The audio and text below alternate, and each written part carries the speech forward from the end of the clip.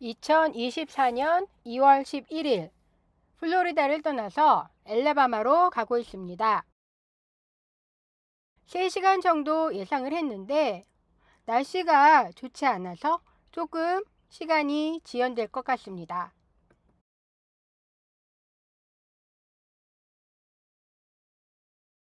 지도상으로 거의 다 도착했을 때쯤 2개의 다리를 건너갑니다. 버스 위에서 보는 풍경이 나쁘지 않습니다. 두 번째 긴 다리를 건너갈 때 엘라바마 표시가 보이기 시작합니다.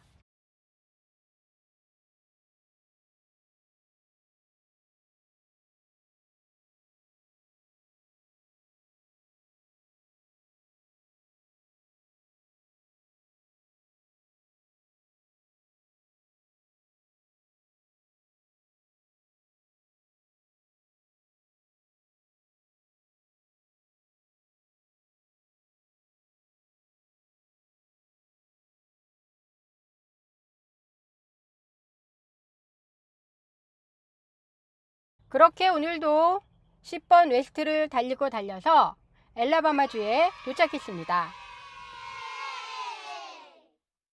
미국 50개 주를 알파벳 순서로 적었을 때 제일 먼저 나오는 엘라바마는 미시시피주와 조지아주 사이에 위치하고 있습니다. 주의 북쪽 지역은 자동차 등의 중공업이 발달하였고 남쪽 끝은 멕시코만과 접해 있어서 바다로 진출할 수 있습니다. 주도인 몽고메리는 미국 역사적으로 흑인 인권 운동이 많이 일어났던 곳이고요. 지금은 현대차 미주 현지 공장이 있어서 한국과도 연관되어 있습니다. 10번 도로와 멀지 않는 엘라바마 남쪽 지역에서 일주일 동안 머물렀습니다.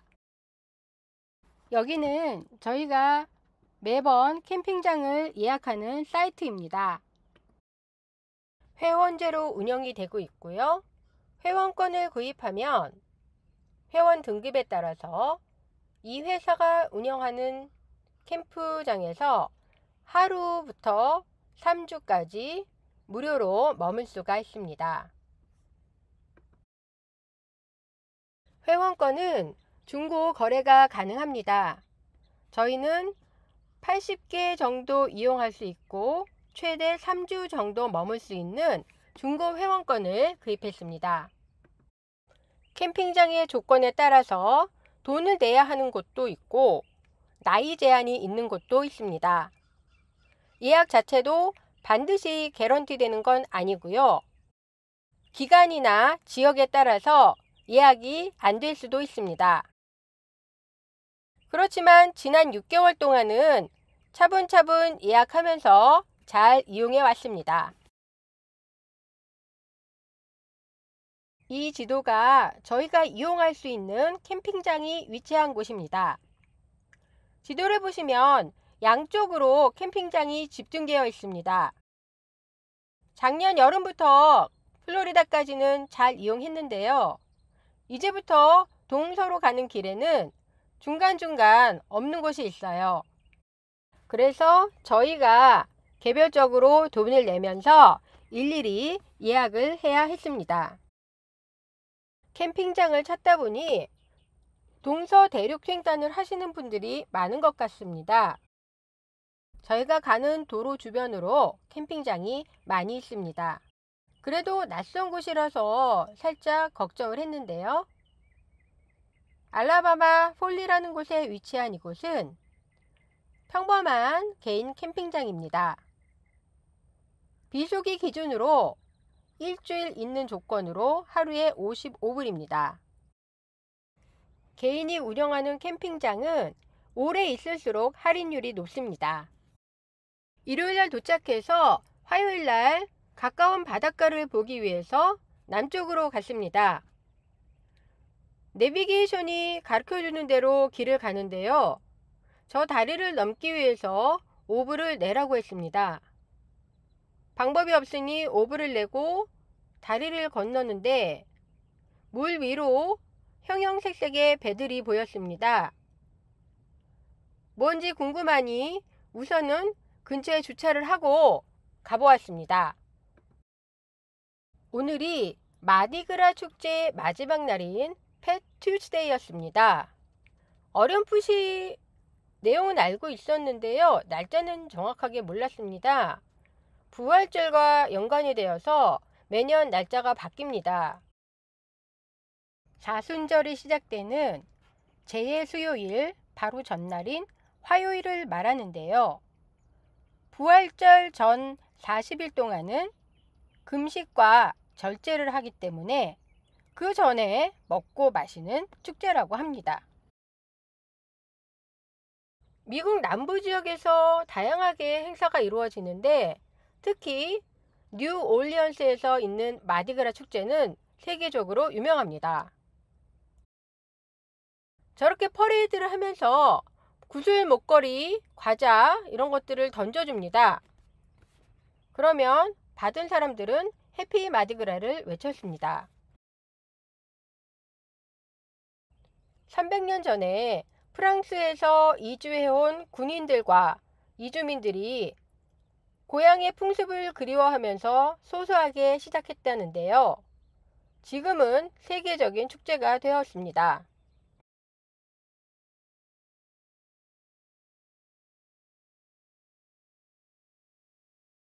이날이 마지막 날 바로 절정을 이루는 날이고요. 이미 몇 달 전부터 다양한 형태로 이루어지고 있습니다. 인터넷에서 차로 퍼레이드 하는 것만 봤는데 배로도 이렇게 하는 줄은 몰랐습니다. 정말 어쩌다 얻어 걸린 축제 참여가 되었습니다. 사실 이게 부활절과 무슨 연관이 있는지는 전혀 이해가 되지 않았지만 어쨌든 이 남부 지역의 독특한 문화와 만나면서 이 지역 경제를 먹여 살리는 중요한 축제임은 틀림이 없습니다.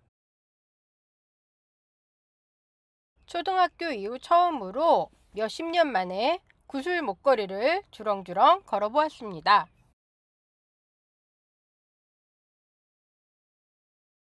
이날 이후 이 지역을 다니는 동안 구슬 목걸이가 온통 여기저기 걸려 있는 것을 볼 수 있었습니다.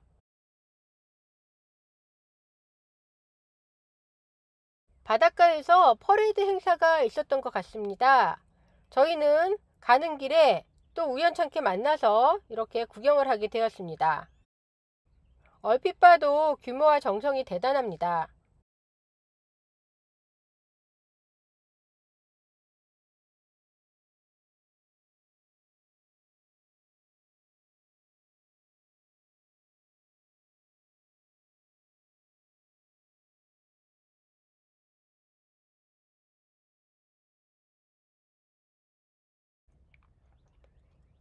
반대로 오는 골프카트들은 바닷가에서 퍼레이드를 보고 돌아오는 것 같습니다.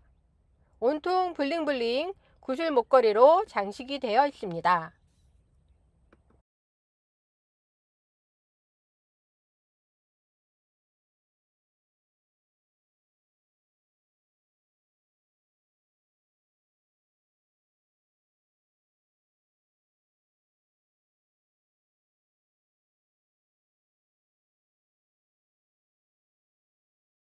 캠핑장 근처에 산책을 할 수 있는 예쁜 타운이 있다고 해서 가보았습니다. 페어호프라는 이 동네는 피어를 중심으로 바닷가 바로 앞에 공원과 산책로, 비치 등이 조성되어 있고요. 예쁜 계단을 올라가면 전경을 한눈에 보면서 감상할 수 있는 공원과 산책로가 있습니다. 특히 이곳은 노을이 예쁘다고 해서 저희도 위쪽에 있는 공원을 산책하면서 노을을 기다렸습니다. 바다 가까이 가보고 싶었는데요. 이미 저쪽에 큰 카메라를 들고 노을을 기다리시는 분들이 자리 잡고 계셨습니다.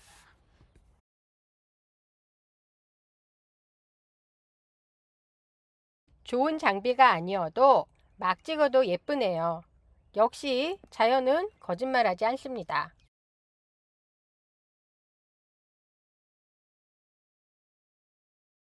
페어호프 애비뉴를 따라서 산책을 하면 깨끗한 거리에 예쁜 상점들과 다양한 소품들을 구경할 수 있습니다.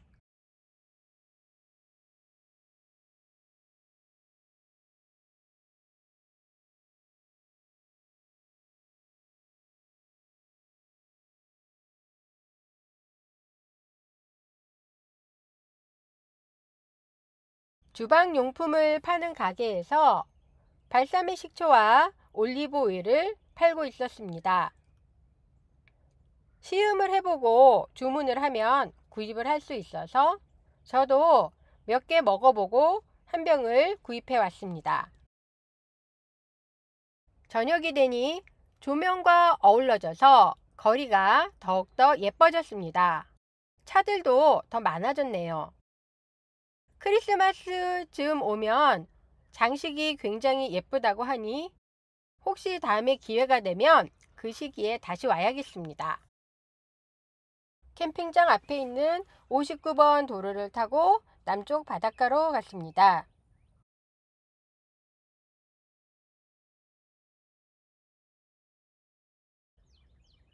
엘라바마 남쪽에 위치한 걸프쇼어 비치입니다.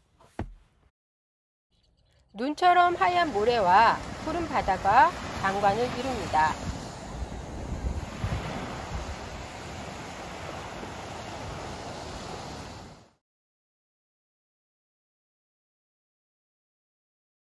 바닷가 옆에는 걸프 스테이트 파크가 있습니다.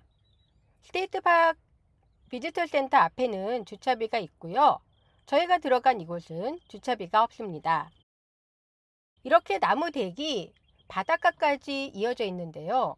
바닷가에 있는 나무 댁에는 동물이 갈 수가 없습니다.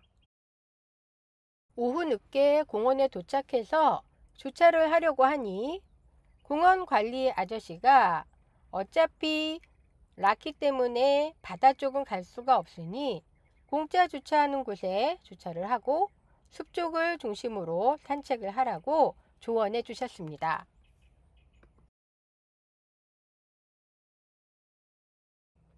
이렇게 만들어진 총 길이가 27마일 정도 된다고 하니 많은 분들이 자전거를 타고 이용을 하셨습니다.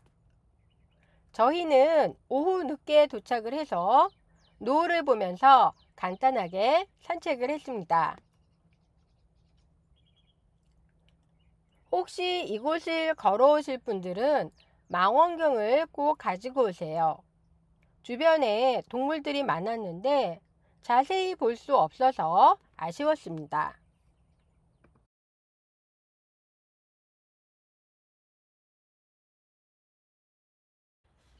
바다로 갈 수 있는 59번 길에는 다양한 상점과 음식점이 있었는데요. 유난히 차가 많이 주차되어 있는 카페가 있어서 들어가 봤습니다. 입구에 놓여 있는 오래된 소품들이 가게의 나이를 짐작하게 해줍니다. 뭔가 좀 어수선해 보이기도 하고요. 팬시하고 고급진 것하고는 거리가 먼 전형적인 미국 서민들의 패밀리 레스토랑입니다. 미국에 오래 살았어도 이런 곳은 처음 와보네요. 마치 영화 속에 들어와 있는 것 같습니다.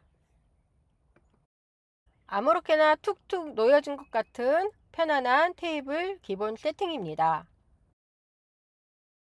음료수 사이즈는 거의 픽처 사이즈였고요. 남부 스타일로 된 음식 위주로 시켰는데 제 입맛에는 그냥 그랬습니다. 양에 비해서 가격은 다른 곳보다 저렴했습니다. 이 식당은 음식보다 이 빵이 유명합니다. 지금 보시면 빵을 던져주고 있는데요. 오븐에서 갓 나온 따끈한 빵을 손님들에게 저렇게 던져서 무료로 제공하고 있습니다.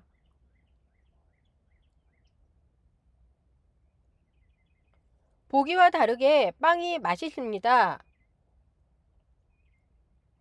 막 나온 빵이어서 그런지 제가 지금까지 먹어본 빵 중에 가장 기억에 남는 빵이었습니다. 그런데 저 빵이 뜨거워요. 그래서 받을 때 조심해서 받아야 합니다.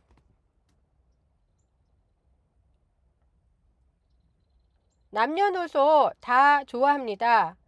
빵이 나오면 손을 들고 서로 받으려고 하고요. 받다가 떨어지면 그냥 쿨하게 주워서 먹습니다.